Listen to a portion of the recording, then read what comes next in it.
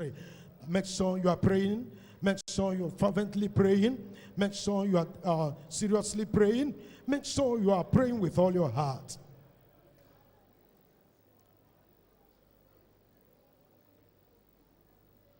In Jesus' name we pray.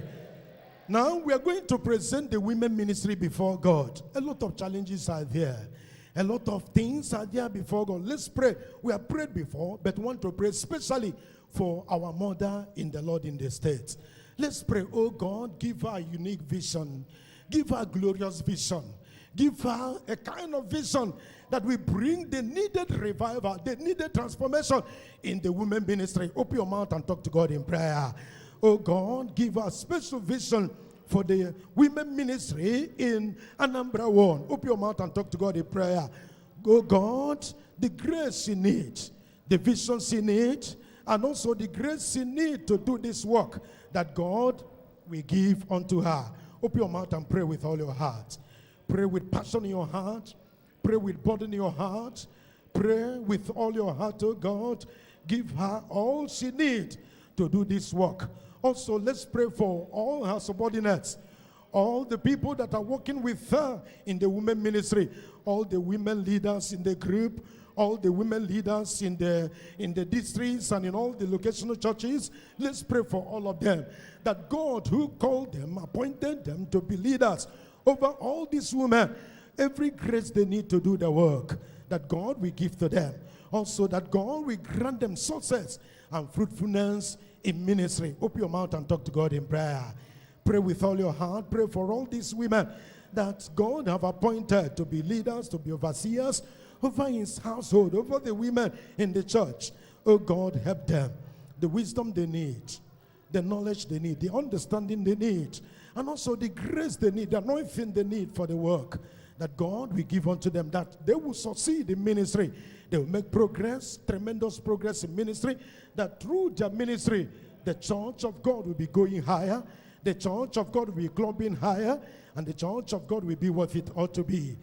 Pray with all your heart. In Jesus' name we pray. Now we are going to pray for all the women in the church.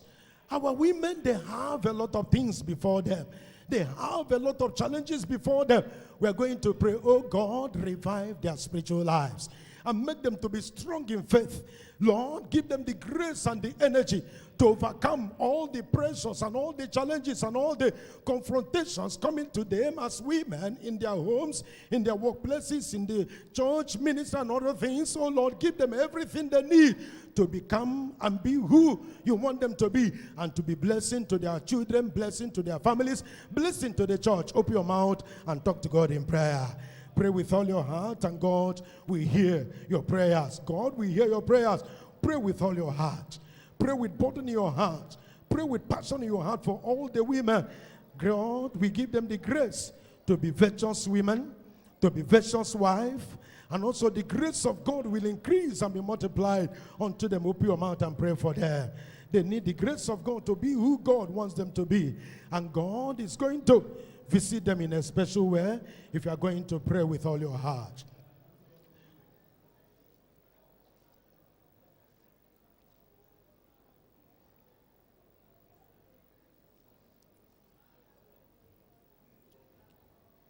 In Jesus' name we pray. Before we finally pray for other things, I still want us to pray. There are some sisters in this church. They married in this church as we all married. And married for a very long time, but there is no issue. We're going to remember them. Today is a special day. I want you to present such women, such members in this church before God. Oh God, remember them today. Whatsoever has been the problem, whatsoever has been the challenge, whatsoever has been the difficulties in their conception and childbearing, oh God, take it away today. Open your mouth and talk to God in prayer. There are women like you, they have challenges and a lot of pressures is there coming upon them. Tell the Lord, oh God, remember them, visit them, oh God, and take away the reproach from them. The Bible said, no, there will be no barren among your people. There be no barren among your people. Pray with all your heart for all these our sisters. God, whatsoever is the problem from the brother or from the sister, or whatever it is, there is no problem God cannot solve. Pray, tell the Lord, oh God, this morning, let there be solution. This morning, let there be divine remembrance. This morning, Lord, solve all their problems.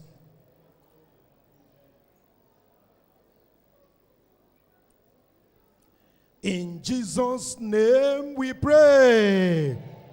Now we are going to pray for our pastors. The Bible said, and of the angels, he said, who maketh his angels spirits and his ministers a flame of fire. We are going to pray for all our pastors of all categories in Deeper Life Bible Church.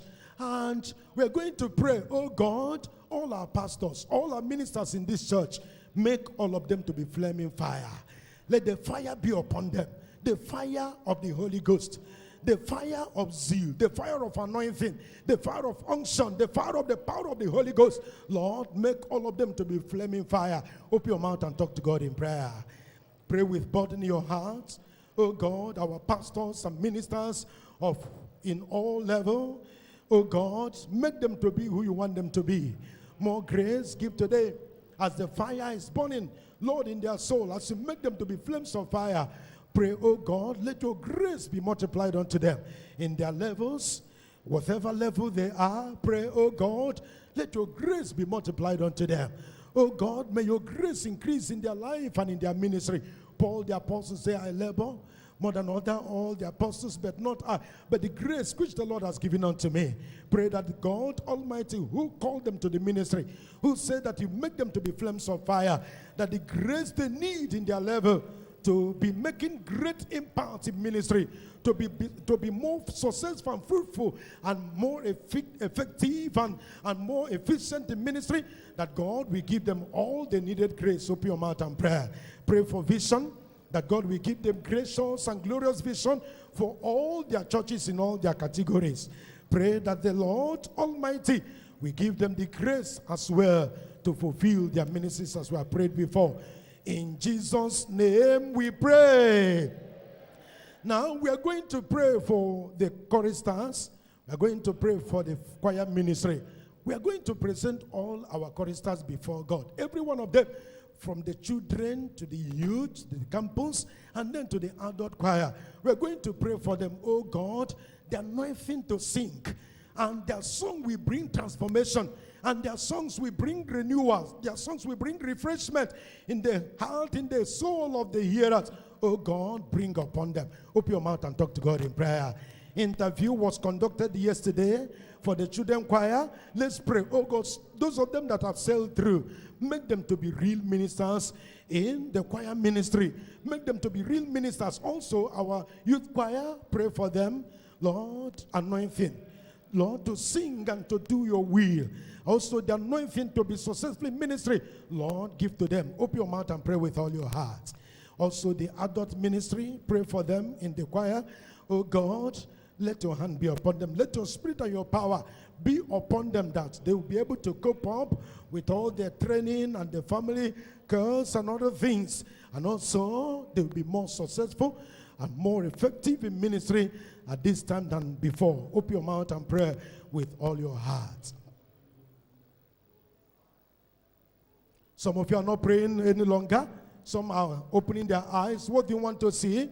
This place is a place of prayer. Jesus said, my house shall be called the house of prayer. And we are in the presence of God to pray. Make sure you close your eyes. Make sure you are praying with all your heart. And God will answer your prayer. We are going to pray this time for the campus brethren. The Bible told us in the book of Daniel chapter 1 that Daniel, Hananiah, Mishael, and Azariah, they were brought to a particular school. And that is the university. We are going to pray for the campus ministry. A lot of challenges are there. Look at the strike, and some of our youth, some of our campus brethren, the ministry is having some challenges. We are going to pray, oh God, by your power, intervene and let this strike be called off and let them come back to their schools again. Open your mouth and talk to God in prayer. Pray, oh God, call back the strike. And whatsoever is the cause, oh God, solve it. Touch the government to do the needful. And also the answer, also they will kind of, God will give them favor and give them everything they need so that there will be a kind of reconciliation, and they will get back to their schools, and they will get back to their classes and teach. And our campus brethren, they will come back again. Pray, oh God, these challenges and this problem will never discourage our brethren in the campus ministry, but that Almighty God will see them through and help them in this time of challenges, in these times of difficulties, in these times of a kind of strike. Oh God, keep them, uphold them, preserve them. They will never be lured into any kind of sin. They will never be lured into any kind of evil. Open your mouth and talk to God in prayer.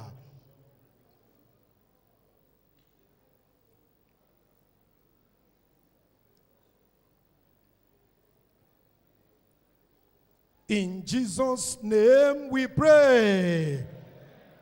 The Bible says, be careful for nothing, but by prayer and supplication with thanksgiving, let your request be made known unto God. What do you want God to do for you in this worship service today? Will you come here and go back the same? What is your desire? In your spiritual life, in your ministry, in your family, in your business, in your academic, what do you want God to do for you? Are you having a kind of head challenge? This time, make your request known unto God through prayer. Open your mouth and talk to God in prayer. Oh God, remember me this morning. Oh God, visit me this morning. The Bible says, be careful for nothing, but by prayer and by supplication with thanksgiving, you make your request known unto God. Pray with all your heart, and God will hear your prayers.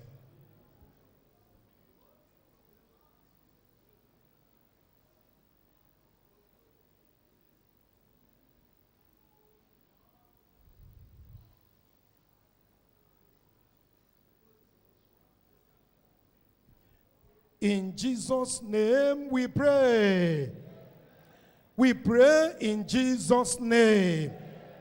The Bible said in the book of Malachi, in chapter 3, verse 10, it said, bring ye all the tithes into the storehouse, that there may be meat in my house. And prove me now, herewith says the Lord of hosts, if I will not open you the windows of heaven and pour you out a blessing, that there shall not be room enough to receive it. It is time to give our tithes and offering unto the Lord.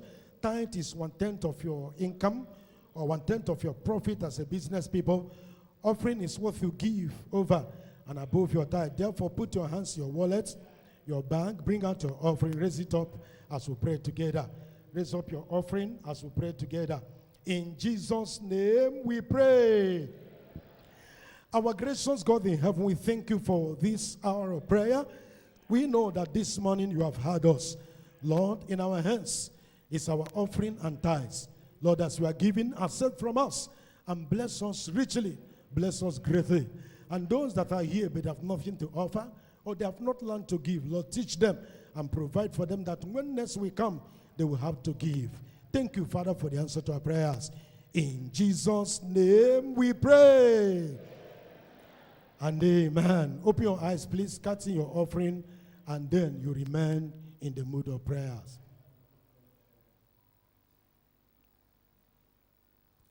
As you give your offering, I want you to pray this morning. Lord, speak to my heart. Minister unto my soul. Your servant is ready. I know you have prepared him in such a wonderful way. Through him, Lord, give me what you have for me today.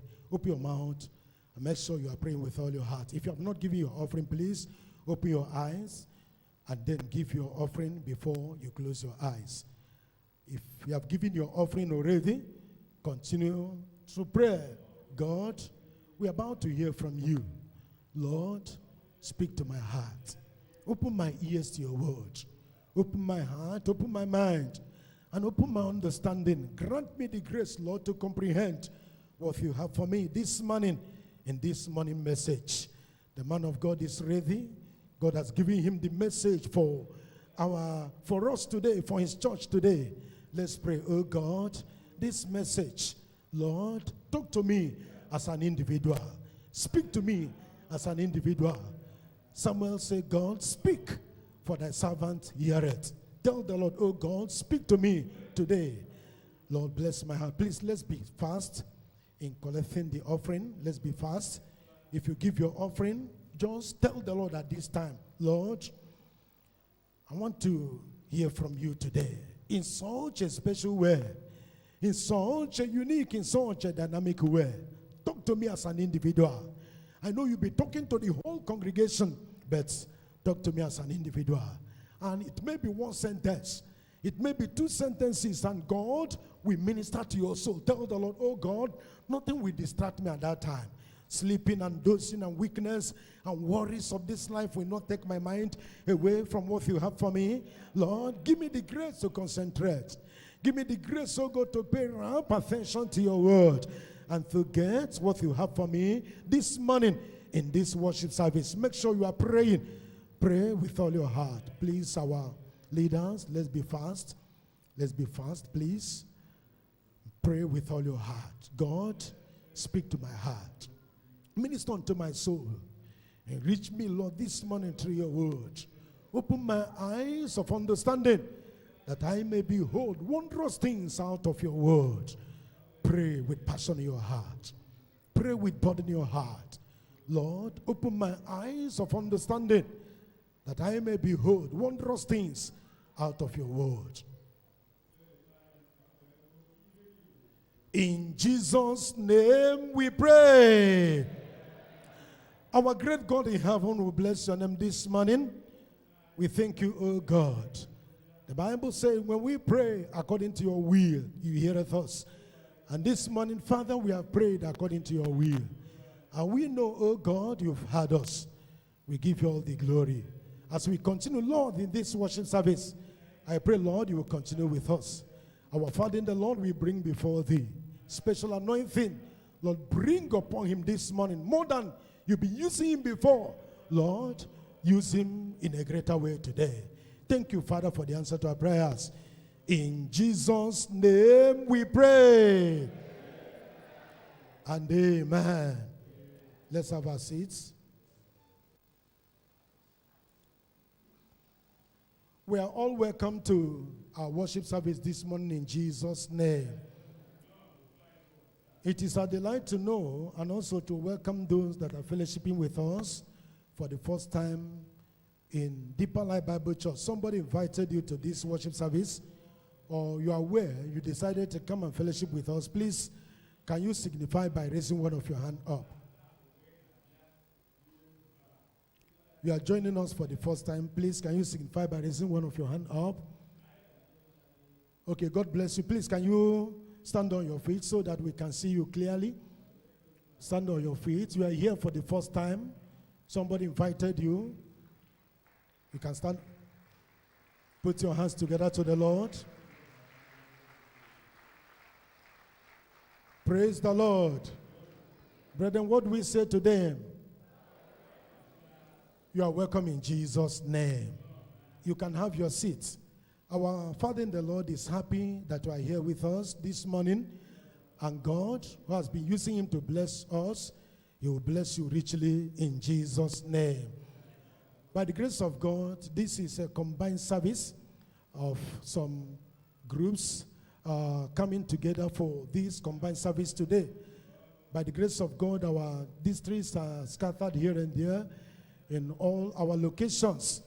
And I would like you to pay attention as I narrate for you how we usually meet for fellowship in Deeper Life. By the grace of God, we meet 3 times in a week for fellowship.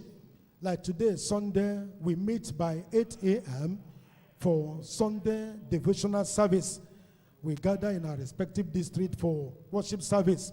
The time is 8 a.m. And also, every Monday, we will have what we call Bible study. It is systematic and expository. And it's a time that our Father in the Lord, our general superintendent, teach us great and wonderful things. The time for the Bible study is 5:50 p.m. That is 10 minutes to 6. So please, make sure you join us in Deeper Life closer to you. Also on Thursdays, we meet for Thursday revival and evangelism training service. The time for this is 5:30 p.m. As you continue with us in all this meeting, God, who has been blessing us, will bless you together with us in Jesus' name. The things that the ushers has given to you, please fill the form and then return it back to them. God bless you.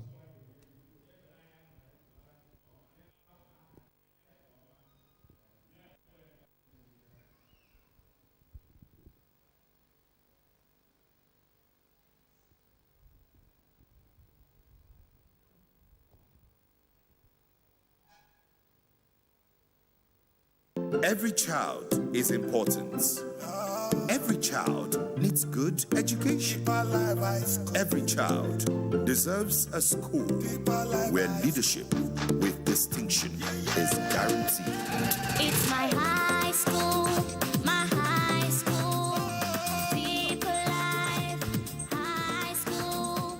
Leadership with distinction, guaranteed in my high. Application for admission into GSS 1 for 2022-2023 academic session is ongoing. The admission form is obtainable online. Visit www.deeperlifehighschool.org. Here, you can also download past questions. For inquiries, call 0815-819-0081 or 0806-510-5604. Deeper Life High School. Leadership with distinction. My high school. Deeper Life High School.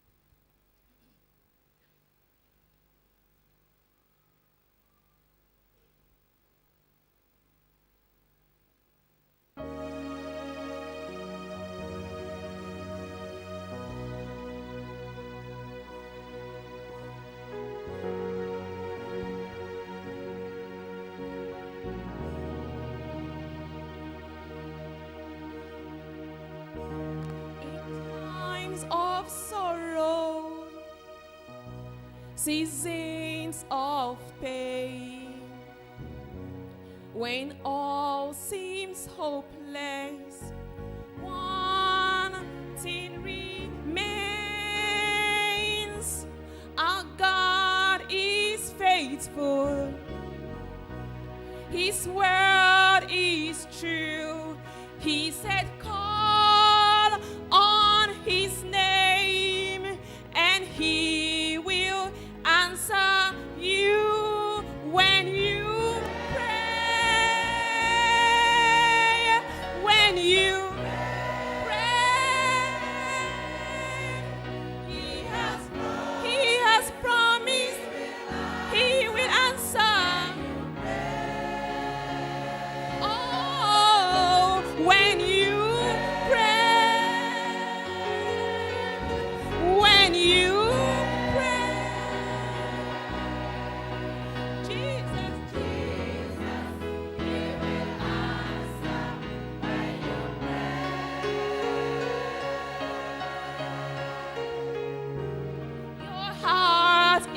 broken, filled with despair. Just know that Jesus, He still hears and answers prayers. He's ever waiting. Yes, He's waiting for you. Just call on His name and He will see you through when you, yes, when you pray. He has promised He will answer when you pray. When you pray. When you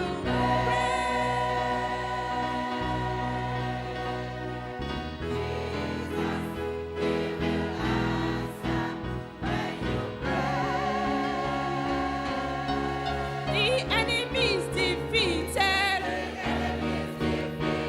The battle is won. The chains are broken.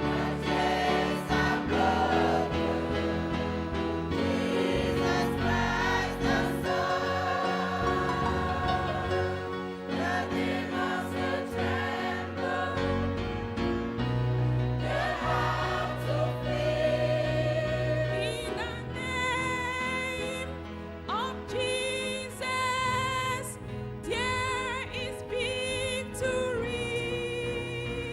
The enemy is defeated.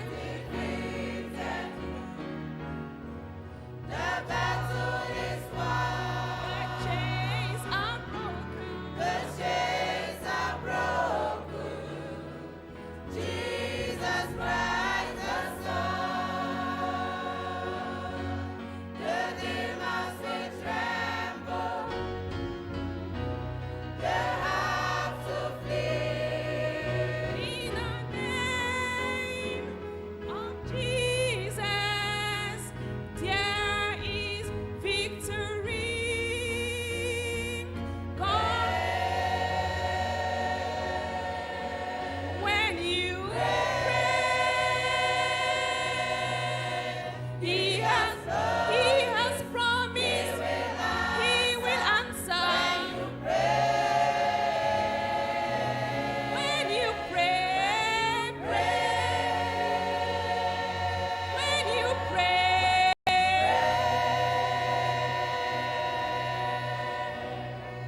Jesus, He will answer when you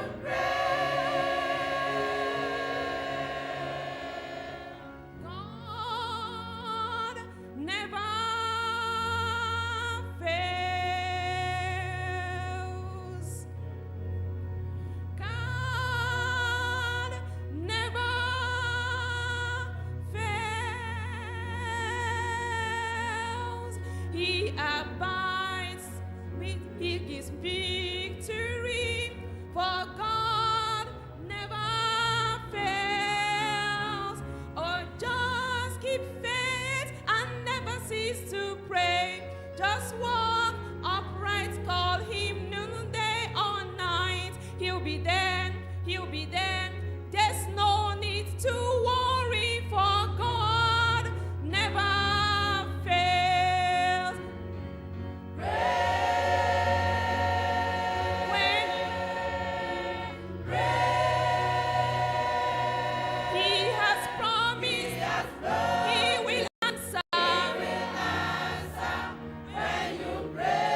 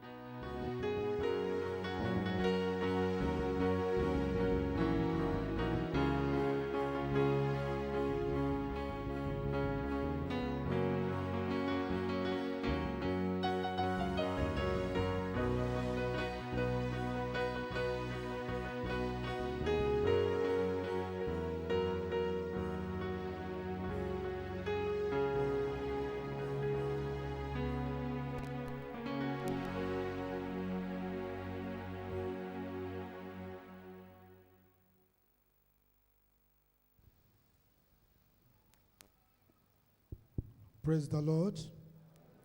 We'll be taking our Bible reading now. Luke chapter 24.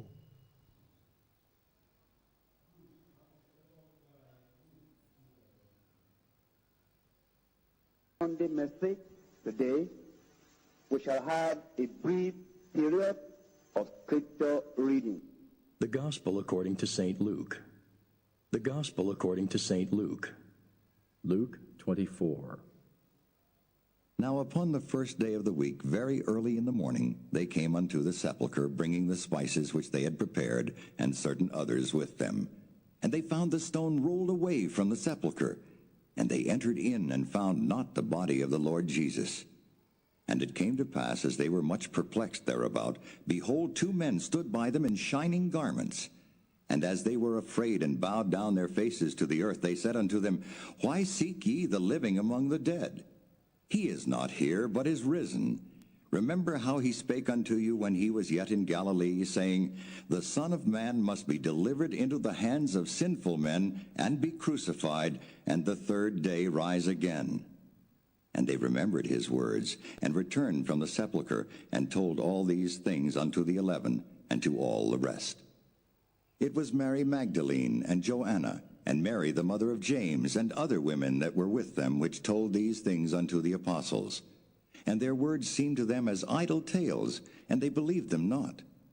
Then arose Peter, and ran unto the sepulchre, and stooping down, he beheld the linen clothes laid by themselves, and departed, wondering in himself at that which was come to pass. And behold, two of them went that same day to a village called Emmaus, which was from Jerusalem about 60 furlongs, and they talked together of all these things which had happened. And it came to pass that, while they communed together and reasoned, Jesus himself drew near and went with them. But their eyes were holden that they should not know him. And he said unto them, What manner of communications are these that ye have one to another as ye walk, and are sad? And the one of them, whose name was Cleopas, answering said unto him, Art thou only a stranger in Jerusalem, and hast not known the things which are come to pass there in these days? And he said unto them, What things? And they said unto him, Concerning Jesus of Nazareth, which was a prophet, mighty in deed and word before God and all the people, and how the chief priests and our rulers delivered him to be condemned to death, and have crucified him. But we trusted that it had been he which should have redeemed Israel. And beside all this, today is the third day since these things were done. Yea, and certain women also of our company made us astonished, which were early at the sepulchre. And when they found not his body, they came, saying that they had also seen a vision of angels, which said that he was alive. And certain of them which were with us went to the sepulchre, and found it even so as the women had said, but him they saw not. Then he said unto them, O fools, and slow of heart to believe all that the prophets have spoken, ought not Christ to have suffered these things, and to enter into his glory?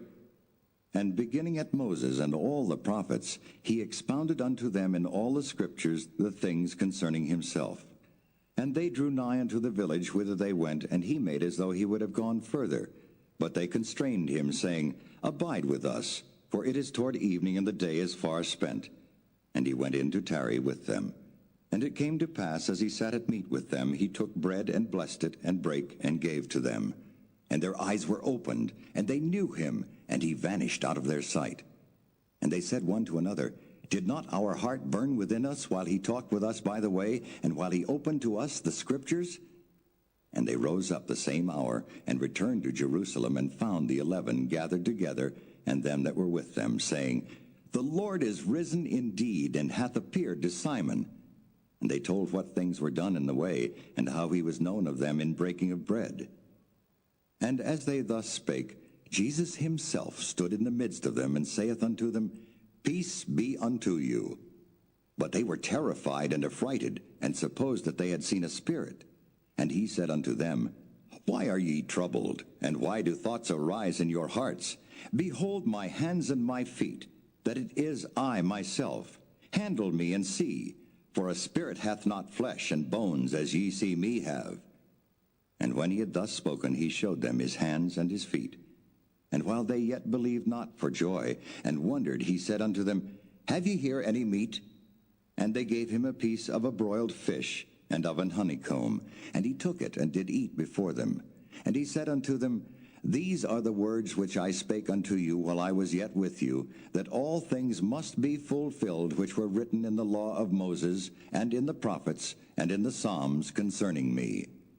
Then opened he their understanding, that they might understand the Scriptures, and said unto them, Thus it is written, and thus it behooved Christ to suffer, and to rise from the dead the third day, and that repentance and remission of sins should be preached in his name among all nations, beginning at Jerusalem. And ye are witnesses of these things. And behold, I send the promise of my Father upon you. But tarry ye in the city of Jerusalem, until ye be endued with power from on high. And he led them out as far as to Bethany, and he lifted up his hands and blessed them. And it came to pass, while he blessed them, he was parted from them, and carried up into heaven. And they worshipped him, and returned to Jerusalem with great joy, and were continually in the temple, praising and blessing God. Amen. This book is concluded.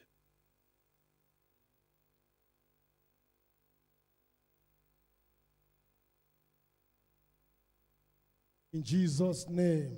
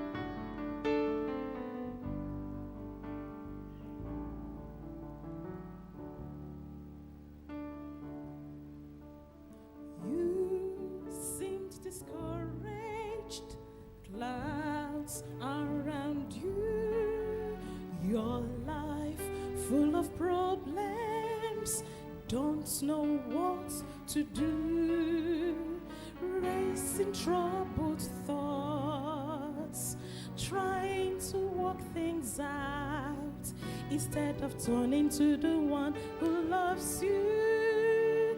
He can work it out.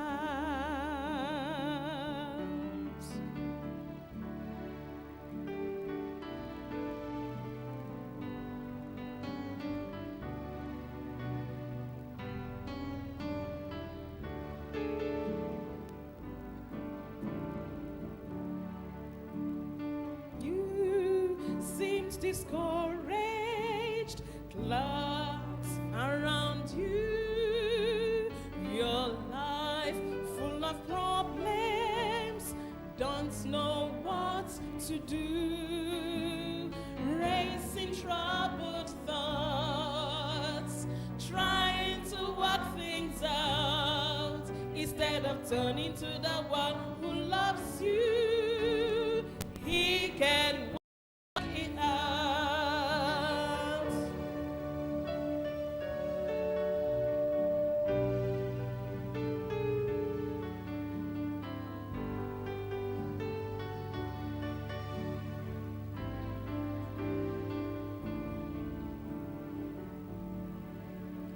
Seems at the time a hard place to be. No one around you who cares how you feel, fearful and alone, your spirit in despair. Call to the one who's near you, he'll always lend an ear. God answers prayer. Yes, yes, yes, he does.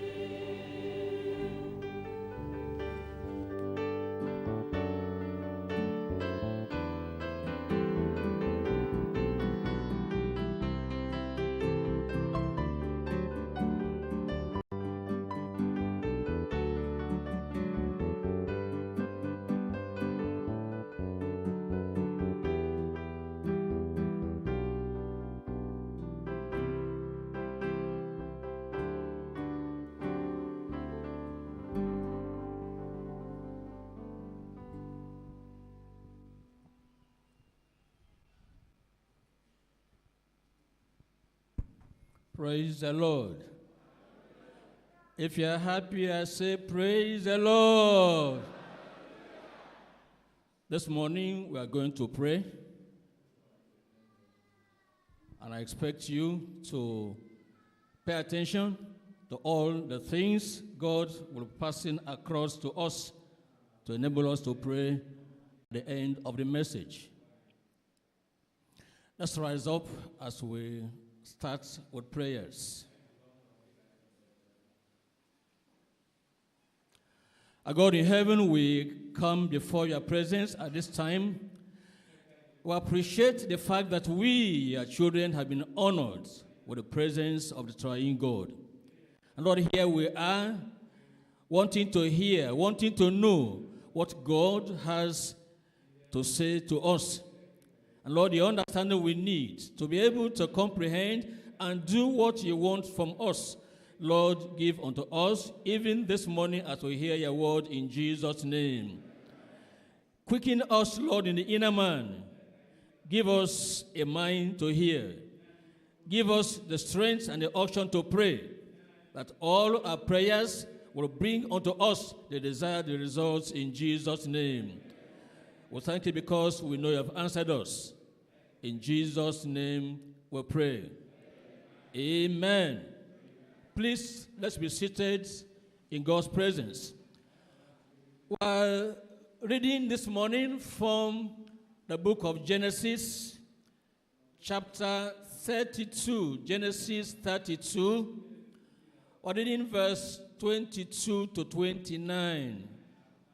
Genesis 32, reading from verse 22.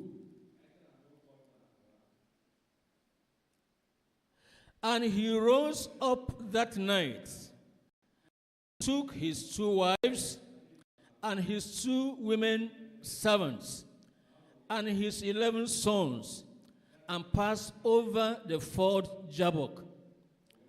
And he took them, and sent them over the brook, and sent over that he had. And Jacob was left alone, and there wrestled a man with him until the breaking of the day. And when he saw that he prevailed not against him, he touched the hollow of his thigh, and the hollow of Jacob's thigh was out of joint as he wrestled with him. And he said, let me go, for the day breaketh. And he said, I will not let thee go, except thou bless me. And he said unto him, what is thy name? And he said, Jacob. And he said, thy name shall be called no more Jacob, but Israel. For as a prince hast thou power with God and with men, and hast prevailed. And Jacob asked him and said, tell me, I pray thee, thy name. And he said, wherefore is it that thou dost ask after my name? And he blessed him there. Praise the Lord. We're looking at the message this morning titled, The Privilege of Prayers and Our Reign in Righteousness. The privilege of prayers. The privilege to pray unto God. The privilege to present to God at all times, at any time, whatever is the desire of our hearts according to the word of God. And thereby reigning in this life because we have righteousness in our lives. There is a connection between prevailing in prayers and the life of righteousness. If a man is going to be in control of circumstances and situations all around him, if a man is going to be in perfect control of things around him, if a man will not be hindered from carrying out the will of God and the program of God, if a man is going to receive from God what he had desired in line with the word of God, that must be a man, a woman whose life is a life of righteousness. Jacob, we read about, it was clear Jacob was not able to prevail, and he could not have prevailed when he remained the supplanter, the deceiver, the one who told lies so as to get blessing. Blessings don't come by telling lies. Those who get blessings, the one they call blessing, because they have deceived their business partner, because they have lied to the government, because they have done funny things that don't agree with the word of God. They have done things that don't glorify the name of the Lord. Those who try to be rich, to be wealthy, to get on in life by doing all such shoddy things, those who lie, compromise in the place of business, in the place of work, those who will have been able to tell their boss, the employer, this thing is not right, sir. With due respect, sir, let's not go in this direction. And they feared they could lose their job. They feared they will not make it. They feared telling the truth. People like that, if they have progressed, if they're elevated, they are simply being elevated to lose, to forfeit their elevation in no time. That's why if you are thinking of praying unto God, praying and prevailing, praying and getting the desired result and answer from God, ensure God's righteousness is imputed unto you. Be sure you are one, living without doubt the life of righteousness, and therefore when you appear before God, and the Bible says, the righteous is as bold as a lion. When you appear before God to pray, you are appearing in righteousness. You are appearing as a child of God. You know it. There's no doubt in your heart. Your heart does not condemn you. You are so sure you are a child of God. And the one you are talking to is your own father. And therefore, he cannot say no. God will not deny the righteous. God will not say no to the righteous man, woman praying when he or she is praying in line with God's word. And this morning, hear the word of the Lord. Examine the word of the Lord and make up your mind that your prayers from this day onwards will be in line with the word of God. And you are going to pray as a righteous man, a righteous woman, a righteous boy, a righteous girl who has visited Calvary, who knows this is the will of God, my Father, and I'm praying to my Father, and he cannot say no. Do you hear me? Did you hear me? Did you hear me? What did I say? When I pray to my Father cannot say no. When I present to my Father what I need from him, he cannot say no. If I live a righteous life here on earth, and I'm going to school, and I'm supposed to go with school fees, Daddy cannot say no. He knows I'm a good boy. He knows I obey him. He knows I do that which will make him happy. When I say Daddy, they are saying we should change our locker. They are saying we should change this uniform. Whatever I ask of him that is not a lie, which my parents can investigate and check out from the school and say, this is what we have said, I am so certain my Father cannot say no. And if earthly fathers can do that, if this is the way fathers on earth operate, fathers on earth appreciate, recognize good children, and they want to make them happy, how much more our God in heaven? Our God will do right. Our God will do better. And our God will answer the prayer of the righteous even today in Jesus' name. And beyond today, as we take off and you continue in the life of righteousness, God will always answer your prayers. And I'm assuring you, today is going to be a good beginning, a great beginning. From now onwards, God will begin to answer your prayers more than ever before in Jesus' name. Amen. 3 points we're looking at. 1, rising up with a longing for victory and prevailing prayers. Jacob rose up. When you're going to pray, you will rise up. Not just physically rising up, you are rising up in your spirit. You are on the alert. You know what you are doing. You know who you are. You know this prayer time is battle. And you are not sleeping, you are not half awake, you are not dozing, and you are not wanting to sit down. You are alive in the spirit because this is war. This is battle, and God will answer your prayers in Jesus' name. Rising up with a longing. You long to have victory while you pray. You are not expecting no for an answer. What you want is victory in your prayers, and so you rise up. You rise up to the occasion, and you know this is the day the Lord has made, and I am going to be rejoiced and glad in it in Jesus' name. Amen.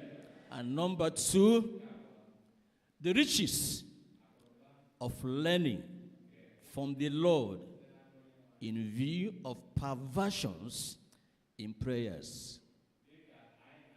Because there is a lot of perversion in prayers.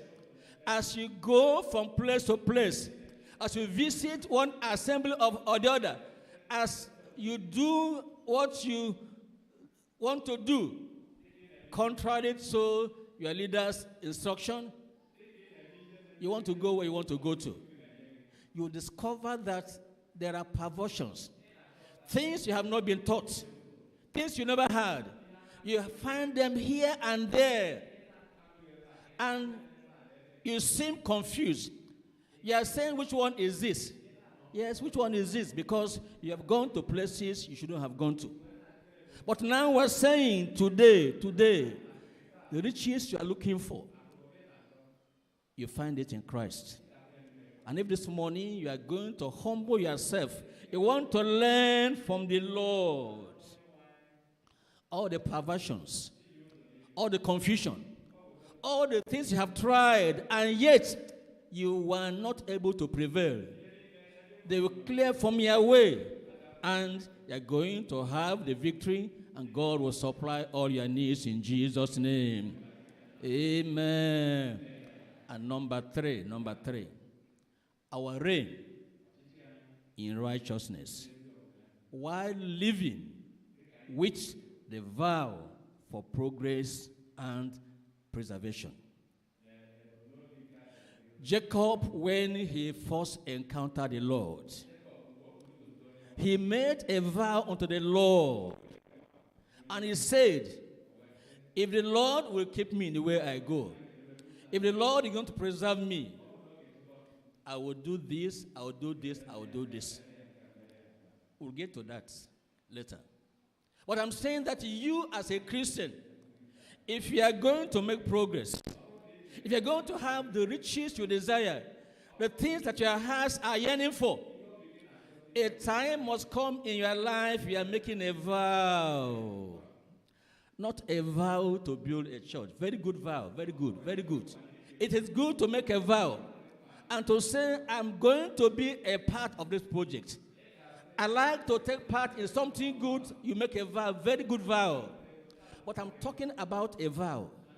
A vow that says, I have made up my mind. I am going to live for God. Whatever others are doing, no matter who is trying to hinder me, I have made a vow. I will not halt by the way.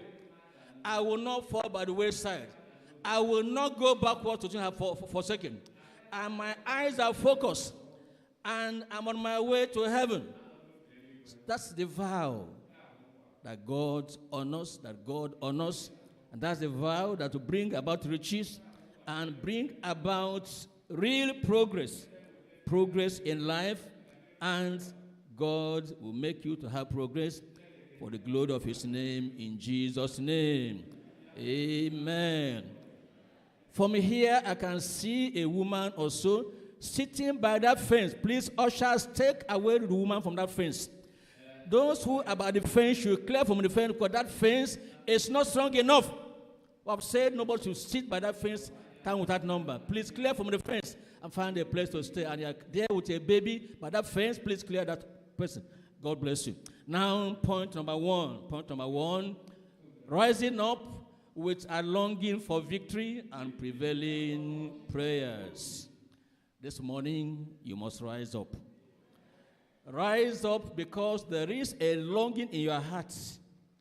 You are saying, today I cannot miss it. Today God must settle me. Today, come what may, I am going to have a breakthrough, and God will honor your faith in Jesus' name. That's what Jacob did, and we're going to do the same. Now, 3 points here. 1, rising up with faith for salvation. Faith for salvation. Number 2, rising up with freedom from sin. Rising up with freedom from sin. Number 3, rising up in fellowship with the saints. Now, number 1, rising up with faith for salvation. Ephesians chapter 2. Ephesians 2. Reading there verse 8 and verse 9. For by grace are you saved through faith, and that's not of yourself. It is the gift of God, not of works, that any man should boast. By grace, salvation from sin, salvation from sickness, salvation from demonic oppression, salvation from everything that is against you, everything working against you. Salvation is made possible because of our faith in the Lord. So, as you rise up wanting to pray, having a longing for victory as you pray, check up, reassure yourself. There was a time you went before the Lord and you prayed for salvation from your sins. There was a time you went before the Lord and you said, Lord, here am I, I'm a sinner and I want to be saved. And you prayed on that day and you had an assurance in your heart that God has answered your prayers. It is this rising up with faith for salvation that gives you boldness as you appear before the Lord to pray. And Jesus has said in Matthew chapter 6, verse 33, that we should seek first the kingdom of God and his righteousness. After that, these other things, all we are looking for, he said, shall be added unto you, unto us. Therefore, make sure you are born again. Make sure you are saved from sin. Then you have risen up, ready to pray. Number 2, rising up with freedom from sin. Freedom from sin. It's not just that, yes, I put up my hand at the crusade. Yes, I went forward for altar call. But it is more than that. It is that you have a witness within you that once you were a sinner, but today, all by the grace of God, you are saved and you are free from sin. Look at it in 1 John chapter 3. 1 John chapter 3. I read verse 8 and verse 9. He that committed sin is of the devil. For the devil sinned from the beginning. For this purpose, the Son of God was manifested, that he might destroy the works of the devil. Whosoever is born of God doth not commit sin. Whosoever is born of God, whosoever is a child of God, whosoever has received salvation from the Savior, does not continue in sin. For his seed, the seed of God, remaineth in him, and he cannot sin, because he is born of God. He tells himself, how can I do this? Myself, a child of God. God forbid. That's what Joseph did in Egypt. When Potiphar's wife came to lure him to sin, he said, God forbid. I cannot. It's not possible. Why? Because I fear God. I am a child of God. I fear God. Therefore, I cannot live in sin any longer. May God help you to say no when the world entices you, when Satan wants to draw you into sin. God give you grace to say no to it in Jesus' name. Amen. Number 3, rising up in fellowship with the saints. To remain free from sin, you need to be in fellowship with other brethren. You need to be in fellowship with other people who know the Lord like you know the Lord, and who are eager to get to heaven, and who are serving God with all their heart. You don't stay on your own, all alone. You want to be among the brethren because you need encouragement. In 1 Corinthians chapter 15, look at verse 34. 1 Corinthians 15, verse 34. Awake to righteousness and sin not, for some have not the knowledge of God. I speak this to your shame. You must withdraw yourself from those who don't have the knowledge of God. You must keep yourself away from those who don't have the knowledge of God. You must stay with those who love the Lord, and such are the people that will encourage you and help you to live the life of righteousness, the life that will take you to heaven at the end, in Jesus' name. 2 Corinthians chapter 6, I'm reading verse 14, and then verse 17 and 18. Verse 14. Be not unequally yoked together with unbelievers. For what fellowship hath righteousness with unrighteousness? And what communion hath light with darkness? Verse 17.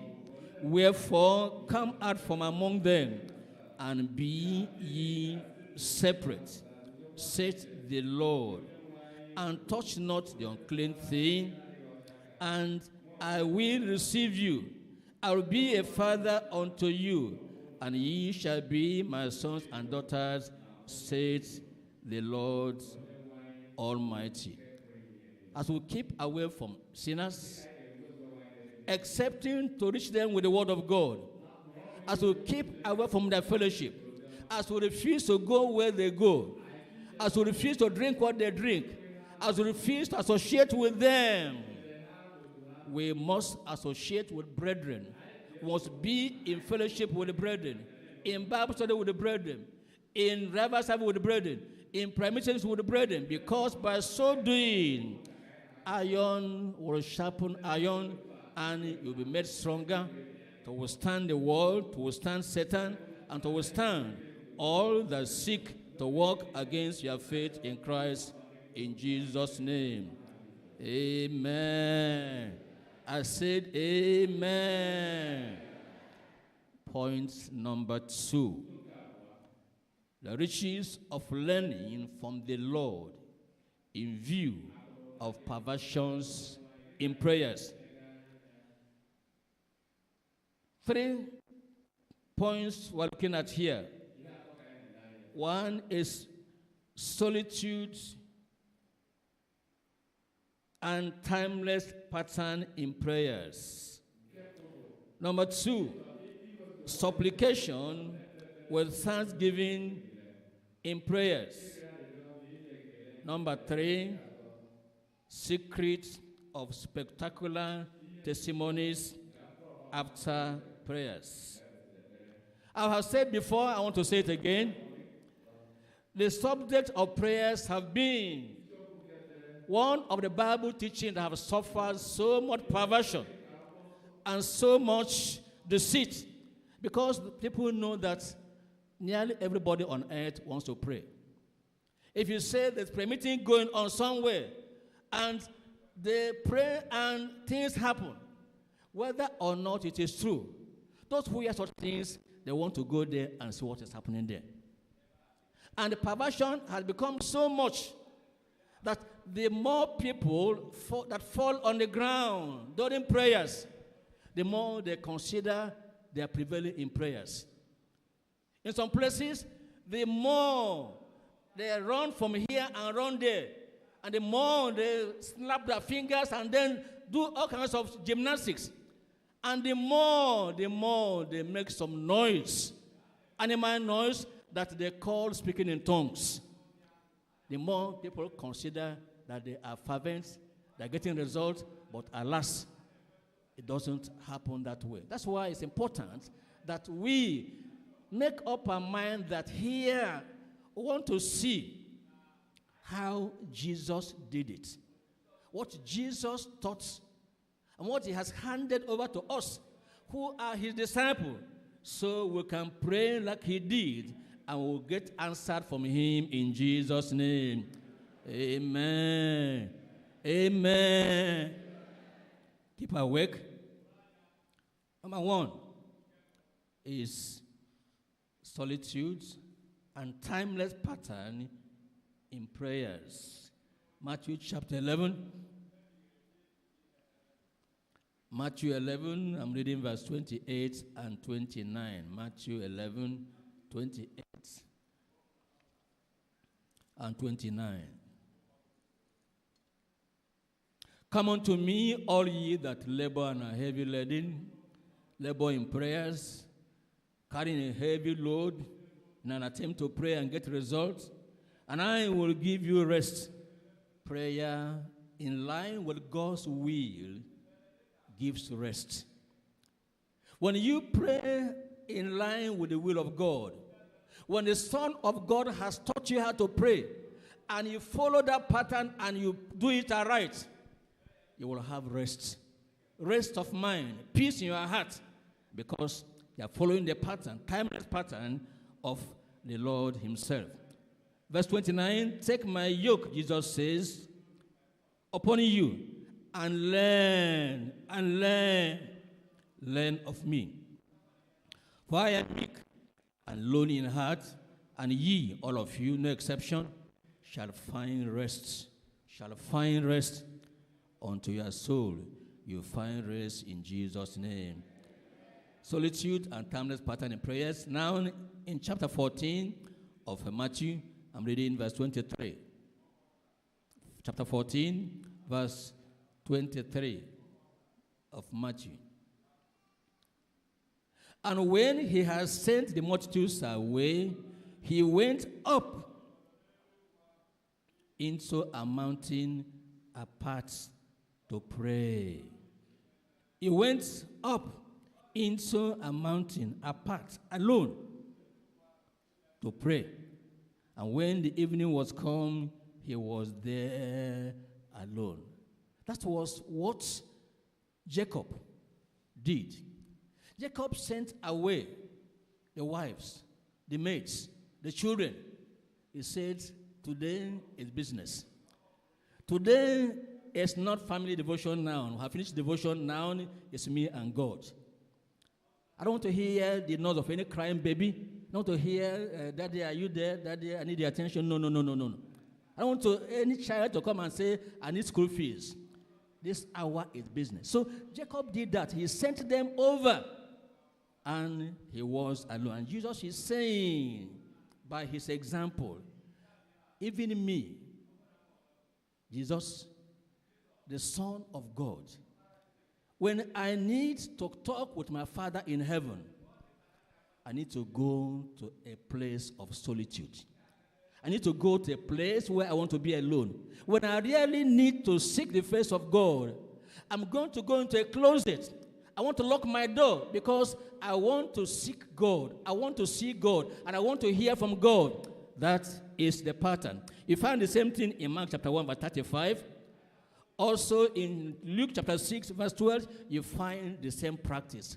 Wanting to be alone, disciples, no time now for disciples. When I come out, I can see you. That was Jesus, and that should be you. I said that should be you. That should be me. And God will hear our prayers in Jesus' name. Number 2, supplication with thanksgiving in prayers. Supplication with thanksgiving in prayers. Look at John chapter 11. John chapter 11.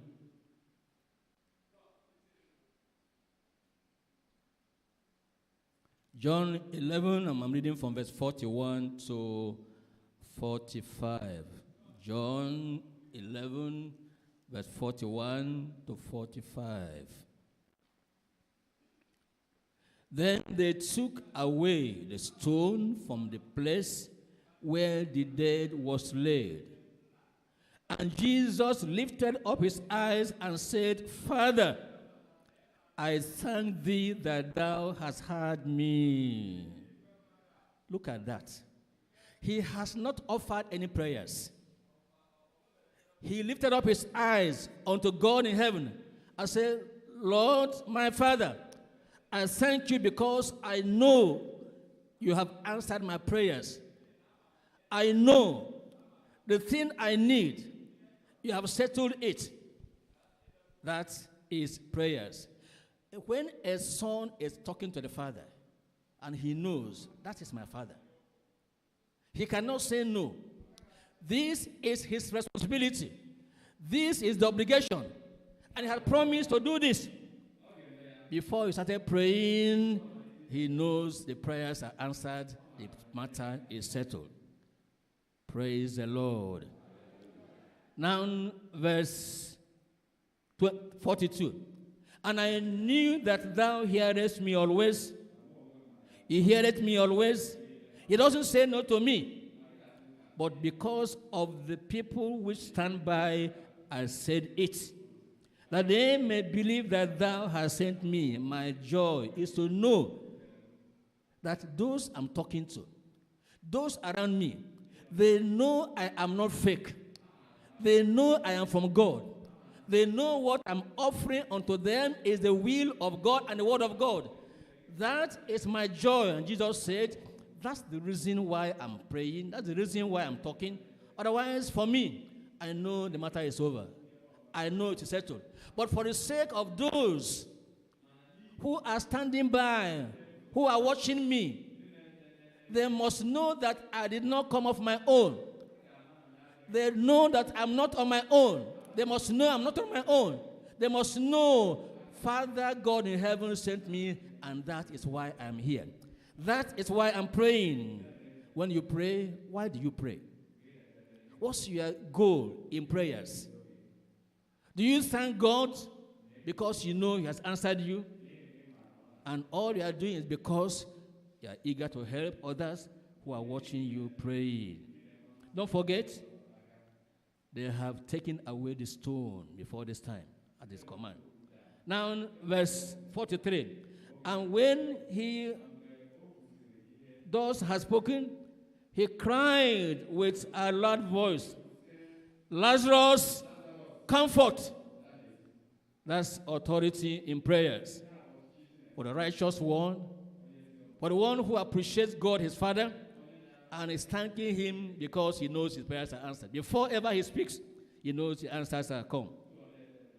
Now in verse 44, and he that was dead, Lazarus was dead. And he that was dead came forth, bound hand and foot with grave clothes, and his face was bound with a napkin. Jesus said unto him, Loose him and let him go.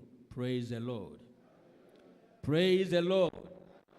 Then many of the Jews which came to Mary and had seen the things which Jesus did, what happened?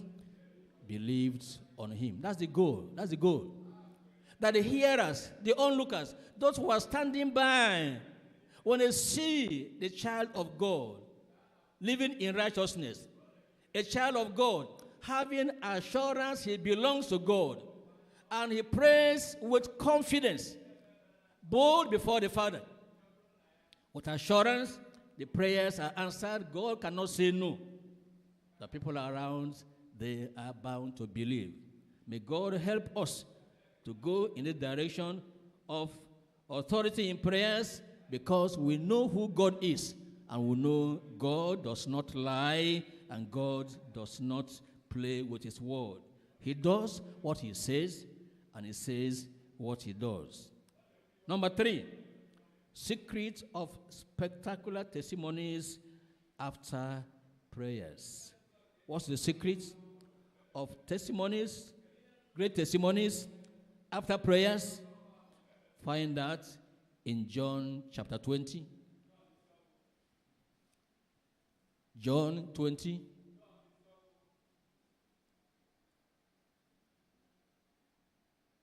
Verse 29.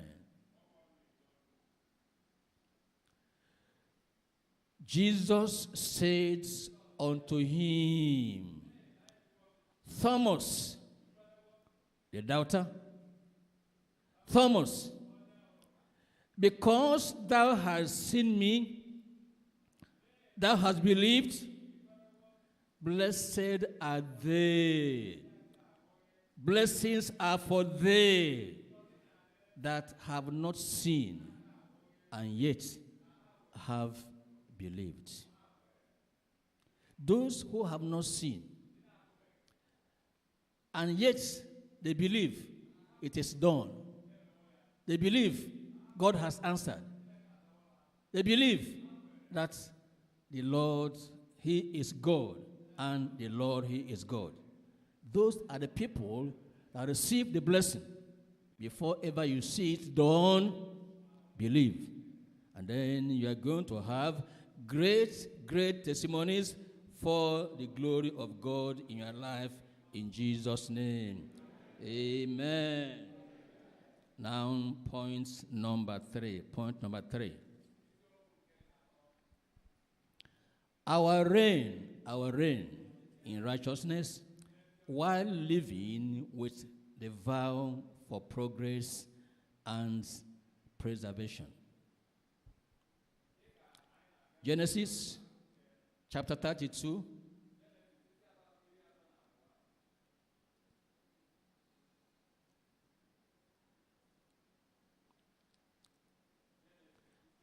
I'm reading from verse 24.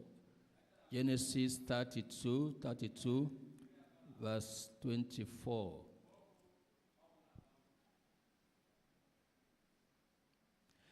And Jacob was left alone, and there wrestled a man with him until the breaking of the day.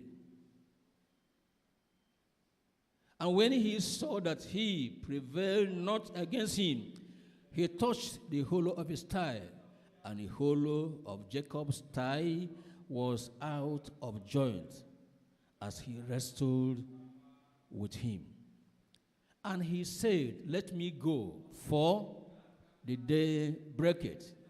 And he said, I will not let thee go, except thou bless me. And he said unto him, What is thy name? And he said, Jacob. And he said, Thy name shall be called no more Jacob, but Israel.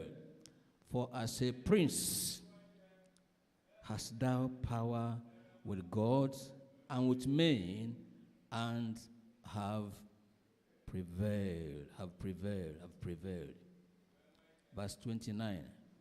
And Jacob asked him and said, Tell me, I pray thee, thy name.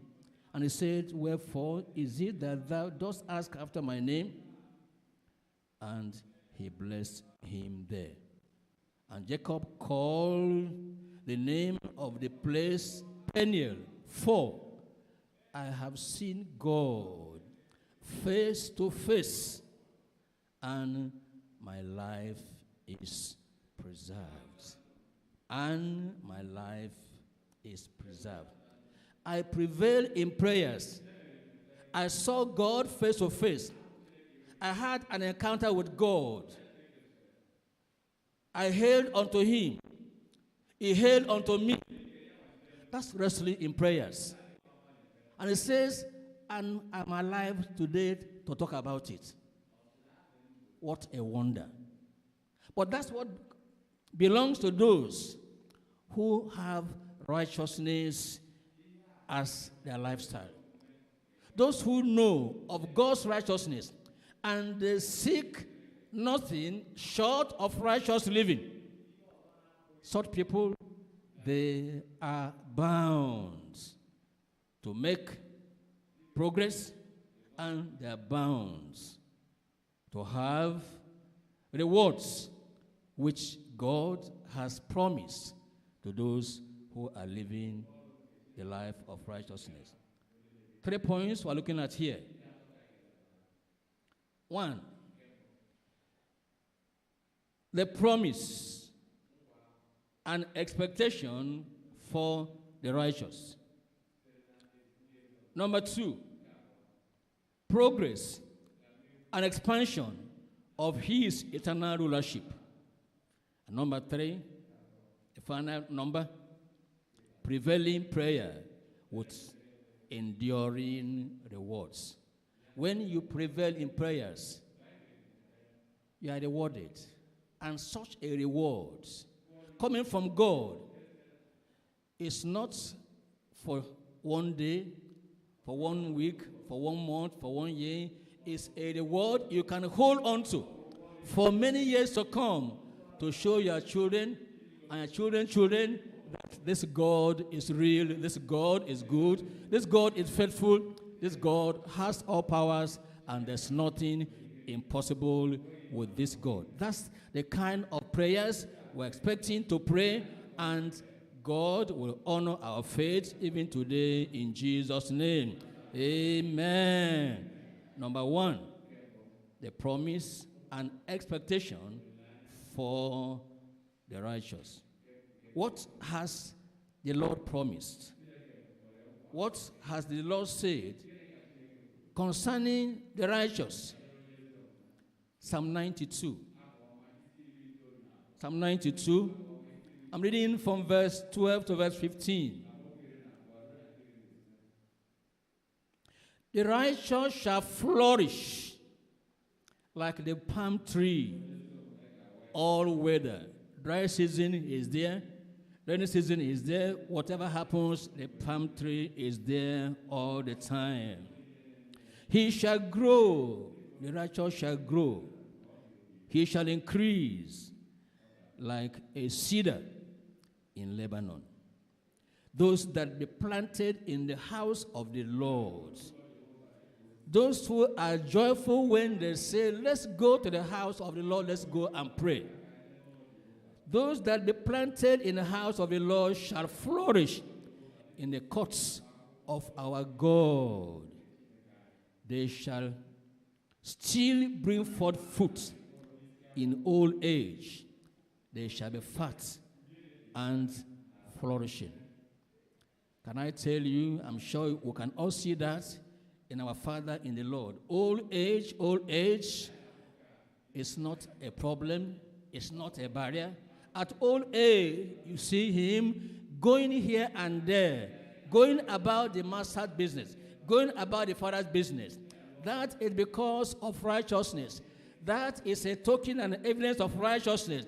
When you are righteous, old age is a time of joy, a time of rejoicing, a time of being happy in the Lord, a time of increase, a time to do more for the kingdom expecting the rewards and the blessing from the Lord as he had promised. Verse 15, to show, that's the goal, to show that the Lord is upright. He is my rock, and there is no unrighteousness in him. To show it to those around, to show it to the children, to show it to the great-grandchildren that the God I have followed is not a bad God. It's not a tax master. It's God who rewards. That is what righteousness makes us do. And that is why the Lord is saying, live righteously and be joyful in the things of the Lord, and the Lord will bring it to pass, and you and myself will rejoice for it in Jesus' name. Amen. Number 2, progress and expansion of his eternal rulership. Jesus shall reign wherever you find the sun. Jesus shall reign in all the world. Jesus shall reign globally. And that's the reason why you and I are believers. And when we are talking of going into all the world to preach the gospel globally, we must be thinking about these people that are coming in. Where are we putting them? They are coming from the cathedrals, well built up, very nice. If they come to your district church, how convenient would that be? We are laboring, we are going here and there.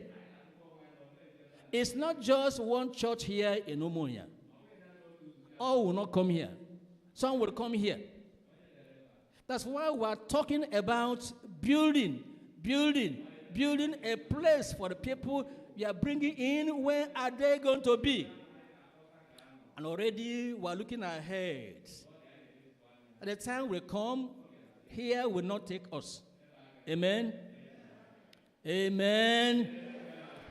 That is why the other project is there. And already those who have eyes, I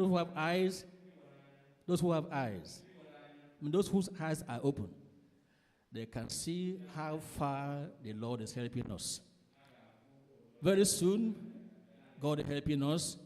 We are going to be ready for what we'll call DPC. Some of us call it German flooring. That's why over there you have trips of sands being brought in. They're coming in the hundreds because we're going to fill up very well. Because we're expecting that this global crusade, in time to come, will send in people who are tired of religion without power, religion without righteousness. They are tired and they say, let us follow them and go there. And they are going to come in Jesus' name. I say they will come in Jesus' name. Now, Mark chapter 16, Mark 16.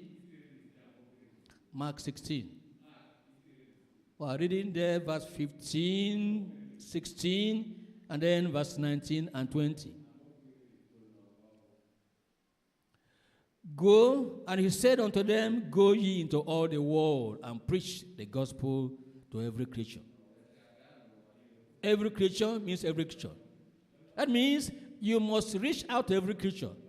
As we are talking about global crusade, we are combing every nook and cranny. And we are looking for youth, we are looking for adults. We are saying, let everybody come. Let them come and hear the word. Let them come and get saved. And that is why we are building. We are building because we have faith in God they are coming.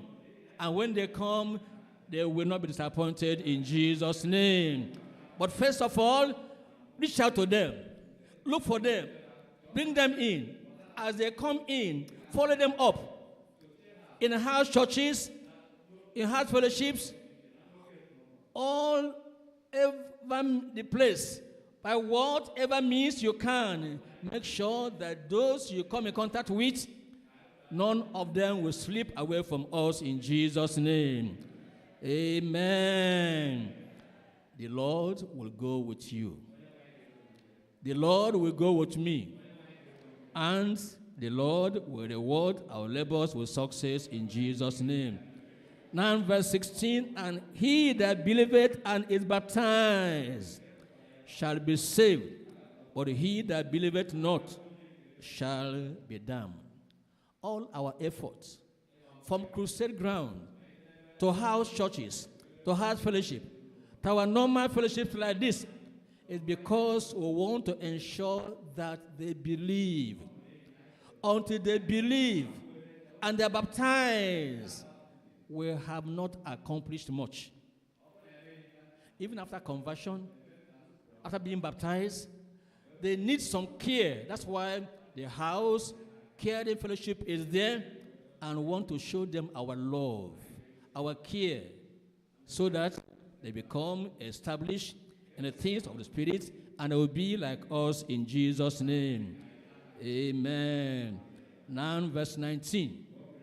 So then, after the Lord has spoken unto them, he was received up into heaven and sat on the right hand of God.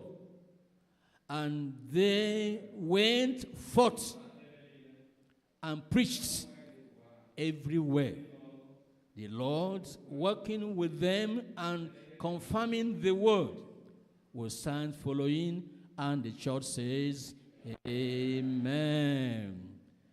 Global Crusade is coming up again. 24th of this month to 29th.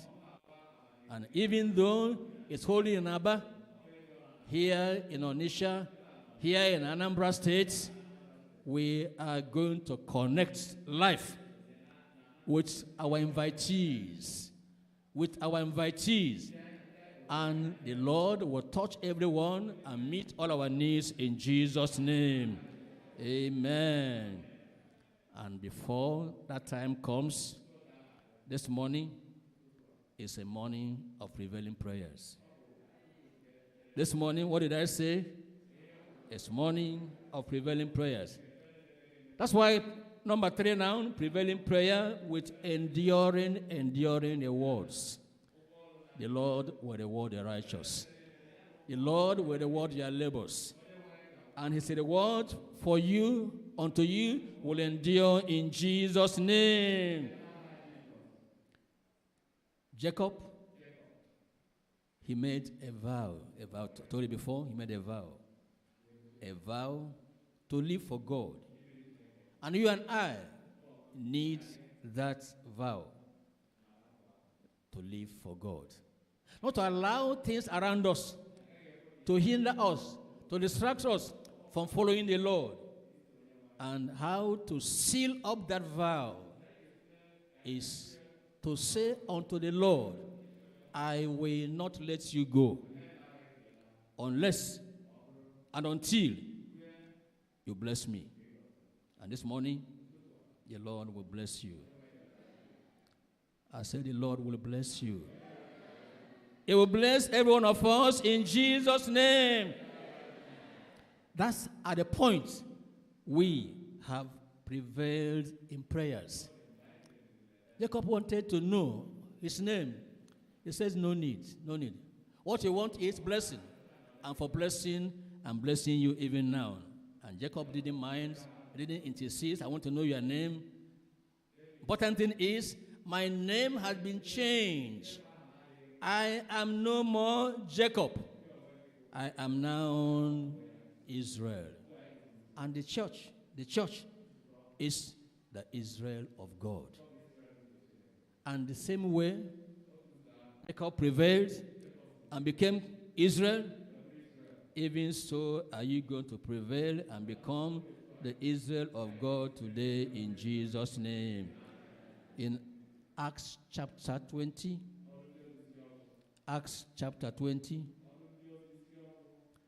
before Acts 20, let's read Mark chapter 14. Mark 14, verse 32 to 42. Mark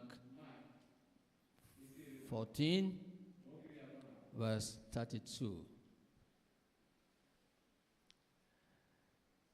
And they came to a place which was named Gethsemane. And he said to his disciples, sit ye here while I shall pray. Sit ye here while I shall pray. I'm going yonder to pray. I don't need you to come along with me. Because this prayer I want to pray now, it is me and my Father. I don't want any question around me. I don't want anybody to ask me anything. It is me and my God. It's me and my Father. Because this thing that I'm seeing ahead of me, I want to know his mind about it. Verse 33. And he taketh with him Peter and James and John, and began to be so amazed and to be very heavy. Heavy with burden. Burden of facing the cross. Verse 34. And he said unto them, my soul is exceeding sorrowful unto death. Tarry ye here and watch. It's like I'm going to pray. Stay here and watch. Don't allow anybody pass around you to come and disturb me. It's like saying, security, watch. He didn't say pray. Prayer is my own, he was saying, by implication. But for you, disciples, stay far away. No noise. Peter, James, and John, okay, your own is so. Just watch this, all this place. Don't allow anything to pass you, to come and disturb me. Because today is today. It's a day and a time of business with God. These things are in scriptures. Even Jesus, he says, today, I want to settle with my Father. This cup I'm going to drink, how will I bear it? Verse 35. And he went forward a little and fell on the ground and prayed that if it were possible, the hour of suffering, the hour of agony, the hour of pain might pass from him. And he said, Abba, Father, Abba, Father, Abba, Father. All things are possible unto thee. That I know. You can do all things. There's nothing you cannot do. Take away this cup from me. I know you are able to take it away. And Father, I want this cup taken away from me. Nevertheless, not what I will, but what thou wilt. What you will, my Father, that is what will be done. Even in time of agony, even in time of pains, even in time that I have so much discomfort, what I want is to do the will of my Father. Verse 38. Watch ye and pray, lest ye enter into temptation. The spirit truly is ready, but the flesh is weak. What are we talking about? We're saying that if you are going to prevail in prayers, yes, your body may feel weak. Your body may feel discomfort. Your body may not like it. But let your spirits be alive. let your spirit be willing.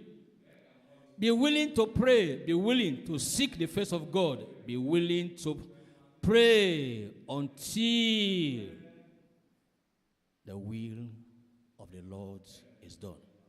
If you know God's will for your life, you don't give up, you don't surrender until that will is accomplished. If there's a delay, just know the time is coming, because God in heaven is a good God, and he answered prayers, and he does not say no to anything that he himself has promised. He will bring it to pass in our lifetime in Jesus' name. Amen. And now in Acts chapter 20, Acts 20. I'm reading the verse 18 to 24. Acts 20, verse 18 to 24.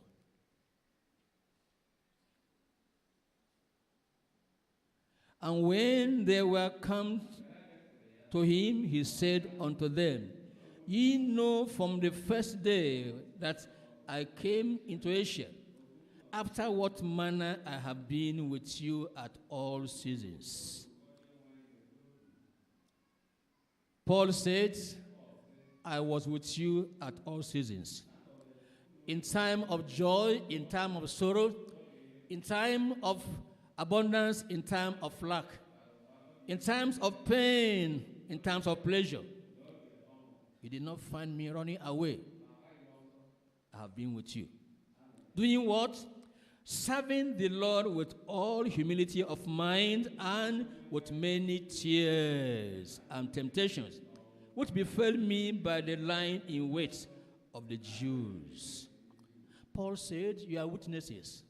The testimony is there that although enemies of the gospel, made their plans, laid wait for me, trying to kill me, trying to destroy me, I did not run away. I stood there because I understood the call of God upon my life. That's a preacher. That's a preacher. Mind you, we have tried to trace the prevailing life of the patriarchs down to the Prince of Peace. Now we are looking at one of the priests of God, one of the preachers of righteousness.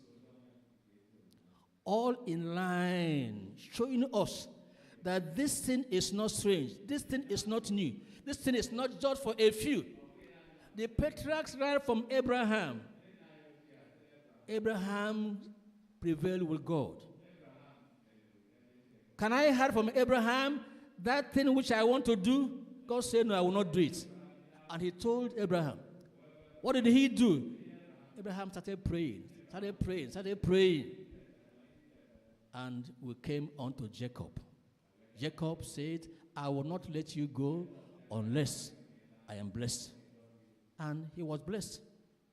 And Jesus Christ himself, this time around, he was praying for something very important to him. The burden was heavy on him. But he said, in the midst of the weight, I am for the will of God. I am for the glory of my Father. And Paul the Apostle is saying also, yes, you are witnesses. You can testify about it, that in all seasons, at all seasons, I have been with you. I did not allow things around me to move me out, away from the will of God. And verse 20, and how I kept back nothing that was profitable unto you, but have showed you and have taught you publicly and from house to house. Paul said, prevailing situation did not make me to tone down the word of God. I did not show you an easy way out. I did not show you the way to escape being punished and being harassed. I showed you the truth. I gave you the raw word of God, because that's what was going to make you to prevail and have victory in this life. 21, testifying both to the Jews and also to the Greeks repentance, I preached it, repentance toward God, and faith towards our Lord Jesus Christ. And now, behold, I go bound in the Spirit unto Jerusalem, not knowing the things that shall befall me there, save accepting that the Holy Ghost witnesseth in every city, saying that bonds and afflictions abides me. But, I say but none of these things move me. Neither count I my life dear unto myself, so that I might finish my course with joy and the ministry which I have received of the Lord Jesus, to testify the gospel of the grace of God. That's a prince, that's a prophet, that's a preacher saying that for me, I stood with the Lord. I prevailed with men, and I prevailed with God also. That is what it takes, and that is what the Lord expects and requires of you and me at such a time like this. The life of righteousness is more than something external, more than what we see in our dressing, more than what we see in our language. The life of righteousness is made manifest in the things that we do, in our performance. If we are righteous and want to prevail, it will show in the things we perform, the things we are carrying out, the things we are doing, even at such a time in which we find ourselves. And God is watching. God is expecting that you and myself will not crumble, will not buckle because of the pressures of the things around us, but that we are going to stick out our neck and raise our voice and say, we are not going to budge. We will not recount. We are for Christ, and we are going to be for Christ until the end of our life in Jesus' name. Amen. For Jacob, you saw the testimony. The growth in his family, the largeness of the family, not even his wealth, could hinder him from tarrying and holding onto God until he received the needed blessing. For you and myself, whatever is our circumstance, whatever is around us, even the growth of our families. When I was single, I could pray. No, sir. Now you are married, you have children, you can pray also. Only follow the steps of Christ. Send the women away, send the children away. You need a time with God, your Father, and you're going to prevail in Jesus' name. Amen. Even as preachers, you and myself, that your church is growing, that your church has grown. When we were few in number, when we were less than 100, when we were just 250 in number, those days it was easy to manage the class, it was easy to get, no. Even now that your church has grown, if you look at the scriptures, you discover that even at such a time, those who know their God shall be what? They shall be strong, and they are going to do exploits. And exploits belong to those who make up their mind that they are going to prevail in prayers and they will not give up until God blesses them. And today, God wants to do the same for you, through you, and through us all in Jesus' name. Our reign of righteousness, let it show in the things that we do. Our attitude to the souls around us, our attitude to the work of God, our willingness to pay a price to ensure that the work of God does not suffer any loss. Our willingness to go all over the place, seeking nothing but the glory of God. And God himself, as we seek his glory, He'll be glorified in us in Jesus' name. And he will bless the righteous. The righteous will be in everlasting remembrance, because this is what God has said. And God will honor his words, and God will honor his word, and God will honor his children also in Jesus' name. Amen. Abraham and Jacob, they are gone. Jesus Christ, the Prince of Peace, is gone also, but is coming again. The question is, when he comes, will he find faith on earth? Among those who profess they are believers, among those who say they read the Bible, among those who have seen these examples, when Jesus comes, will he see that we have been taught and we learned from his own example? And Paul the Apostle, our own apostle of this age, our own Father in the Lord, these are examples for us, and we can do as they have done, because the same grace that God gave to them, the same grace is available unto us.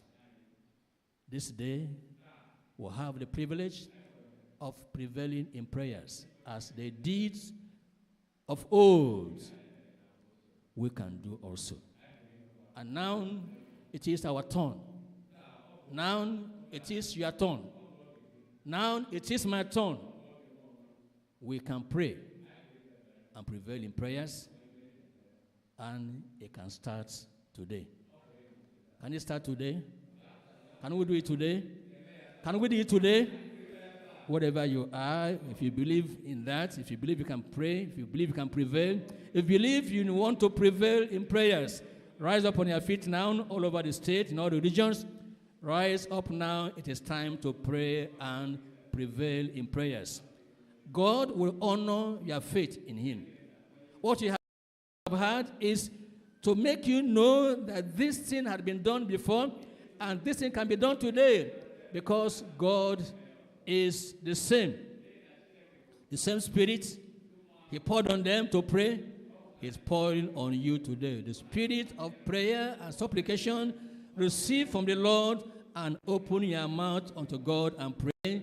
And let there be a longing in you that you want to have victory in prayers, and victory in prayers you're going to have even now in Jesus' name. Close your eyes, lift up your voice unto God in prayers. No whispering. Speak. Let your Father hear you.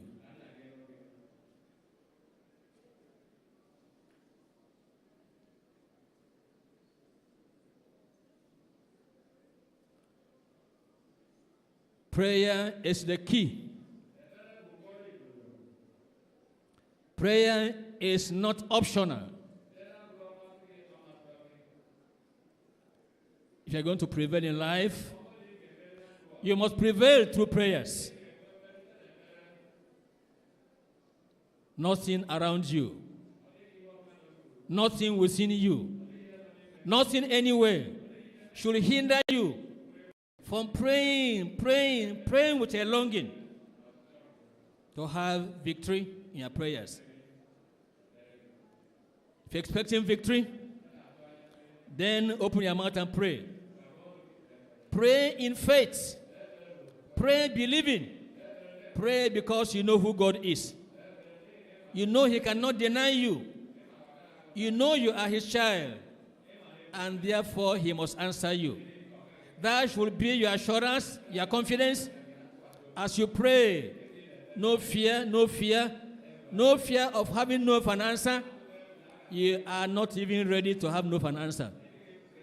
I will not let you go. Jacob said, what I want is a blessing, and I will not let you go until and unless you bless me. You can say the same thing, brother. Sister, you can say the same thing. Not just word of mouth. Show it by your action. Show it by your fervency. Show it by your seriousness. Show it by your desire to have an answer even from him. Pray, let God hear your voice.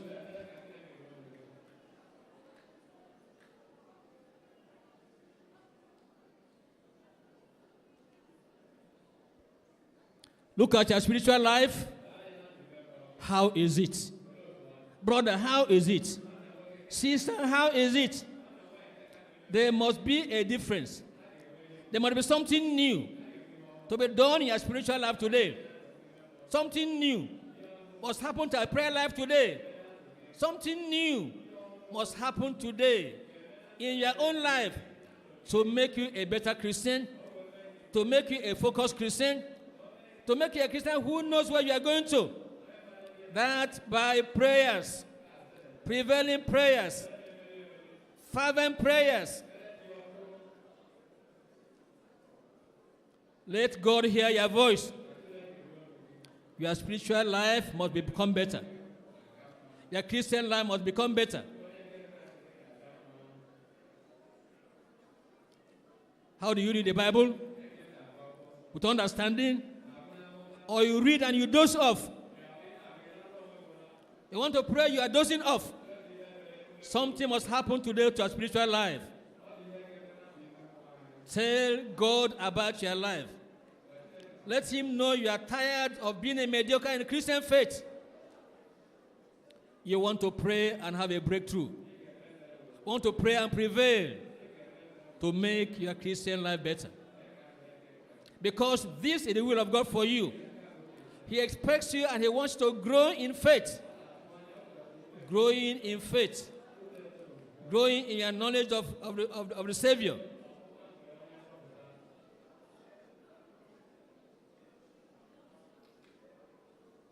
In your family, what do you want God to do for you? Look at that lingering problem in your family. God is interested. God is involved. God wants to hear you. Talk about it. Tell him about it. Let God do something today in that long-standing matter in your family.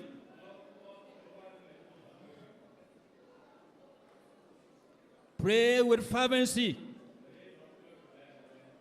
Pray with earnestness. Pray with faith in God. Whatever it is, that wayward child, that troublesome child, that difficult husband, that backsliding wife, whatever is happening in your family, that's the tool of the enemy, wanting to make you halt, wanting to make you go against the word of God. Are you planning to pack away? Leave the man alone? Never, never, never. Settle it through fervency in prayers. That boy following after a gang, almost planning to take away your life. No, it cannot happen. Tell it to God. Take it to him in prayers. Fervency in praying. Prevailing in prayers. That is why you are here.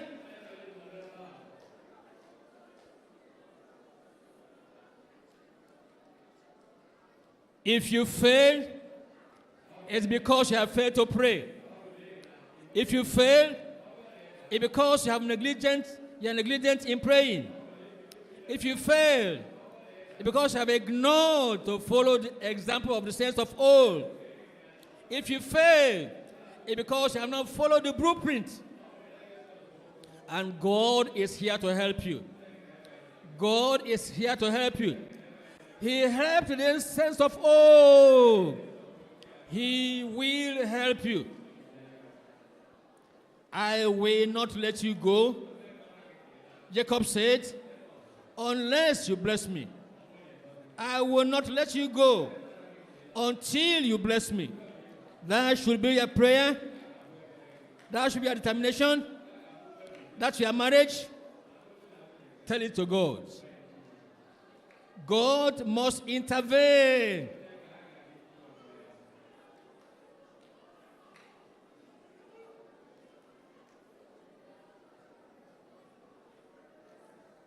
You are waiting to know the will of God in marriage. Your mates have got married. And anybody you talk to is saying, no, I'm not the will of God for you. You can settle it with God in prayers. Get it settled with God through prayers.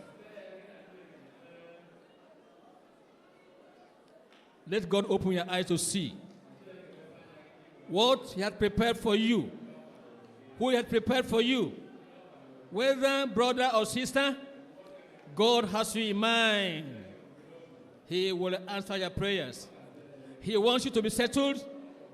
You will settle, you will settle, you will settle. And that right early. The expectation of the righteous shall not be cut off. What you expect and what He expects of you must come to pass. But that through fervency in prayers.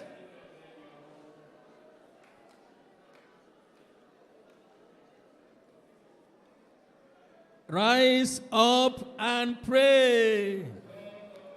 Rise up physically, rise up spiritually, rise up determined to have the victory. No hindrance, nothing stopping you, nothing between you and your God. This is the day. This is the day.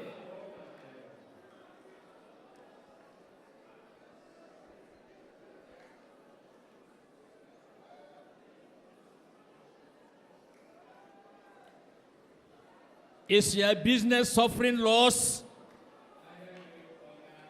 Is your business dragging, not progressing? Are you owing debts? Or people are owing you, not willing to pay? Are you working without being paid? Are you working without promotion? Settle it today. God answer prayers. Prevail with God in prayers. Prevail with men in prayers. Prevail with your employers. Prevail with those who are owing you. Prevail and get answer to your prayers. Because God is faithful. God honors His word. He will do as He has said. For your sake, your sake, you are His child. He will answer your prayers.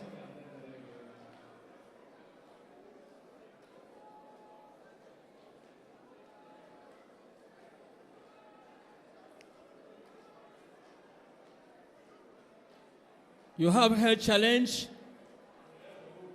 any kind of health challenge, take it to God in prayers. Jesus Christ is a healer. He is the same yesterday, today, and forever. He heals today. He heals today. This morning He will heal. Prevail in prayers, brother. Sister, prevail in prayers.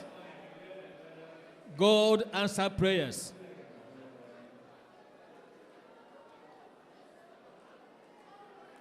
He must answer you today. You can't accept no for an answer.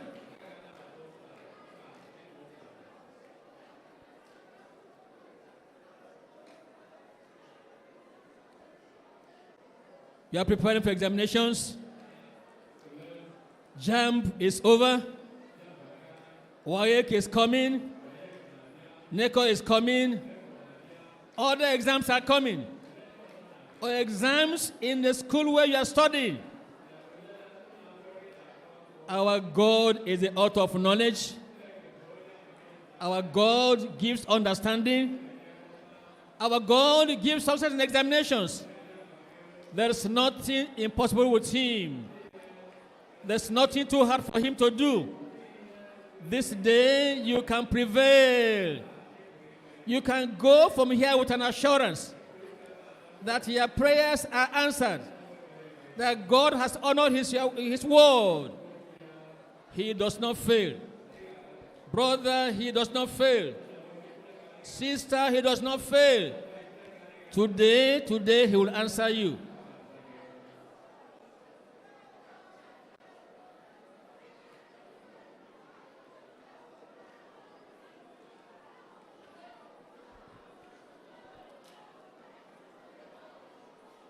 Amen. Amen.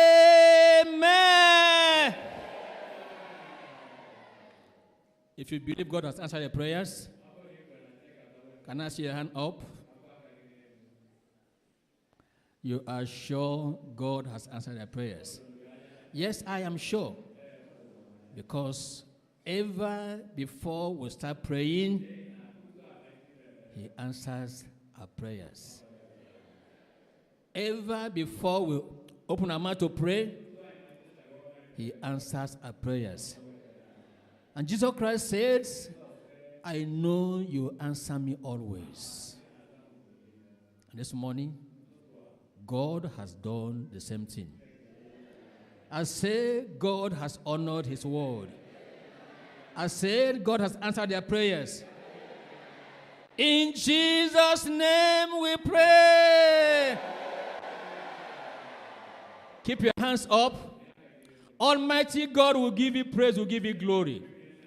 Thank you because your word, the Bible, is an open book unto us. Thank you because we have read your word, we have studied your word, we have seen, known who God is.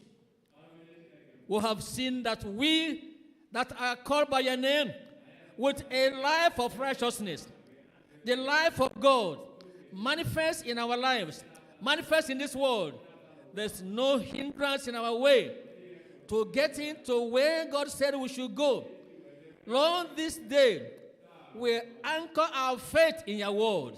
We anchor our faith in what we see revealed in your word.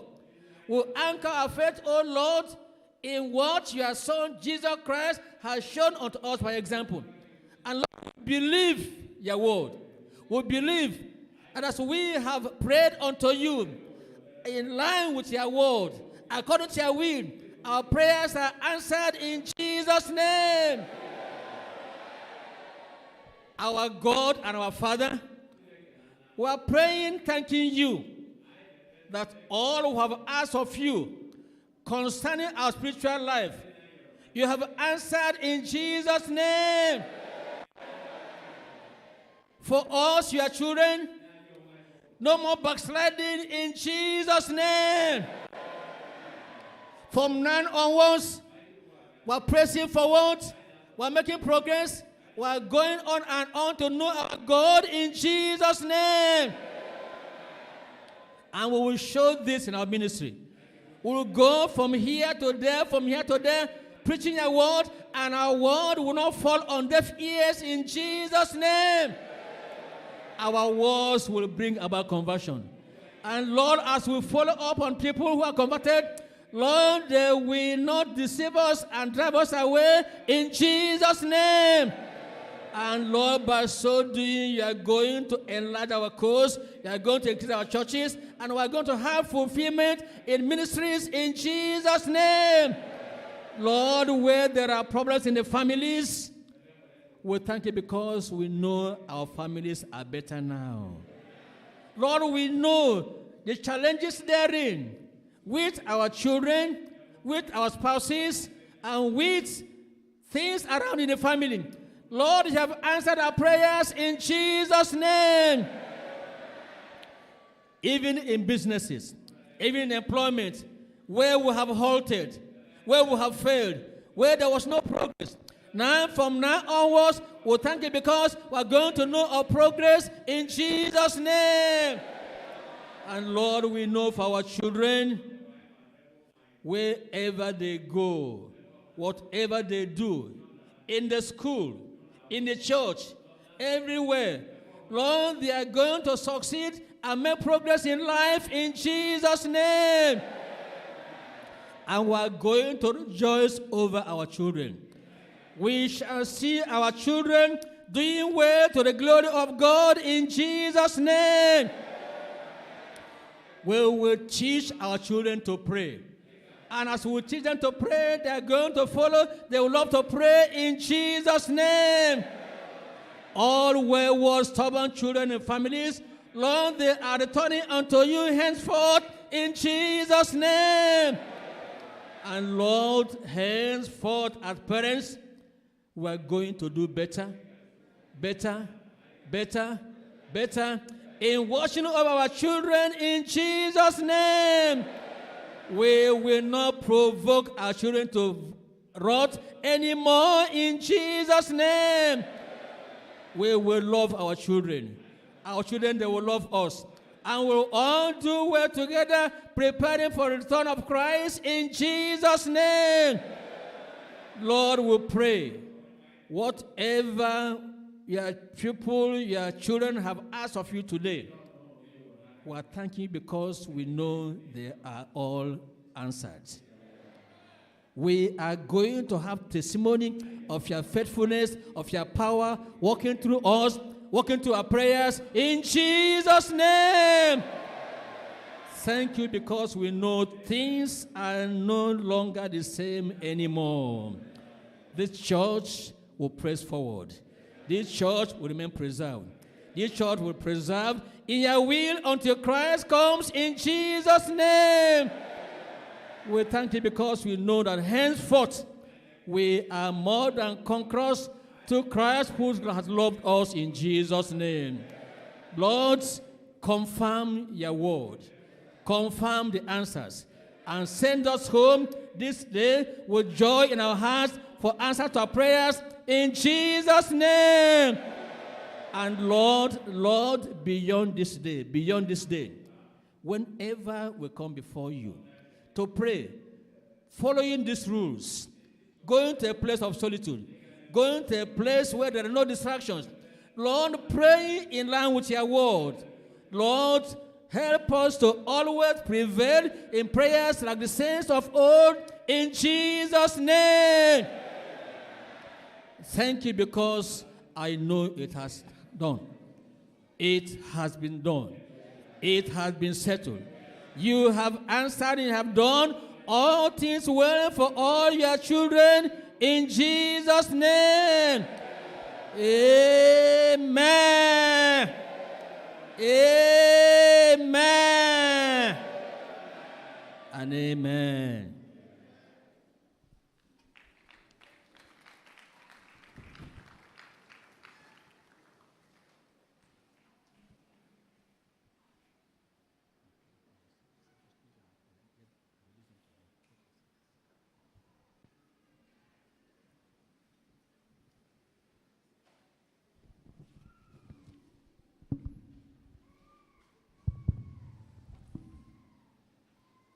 Your blessings will remain permanent in Jesus' name.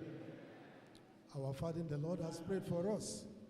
And go with all your blessings in Jesus' name. God bless you.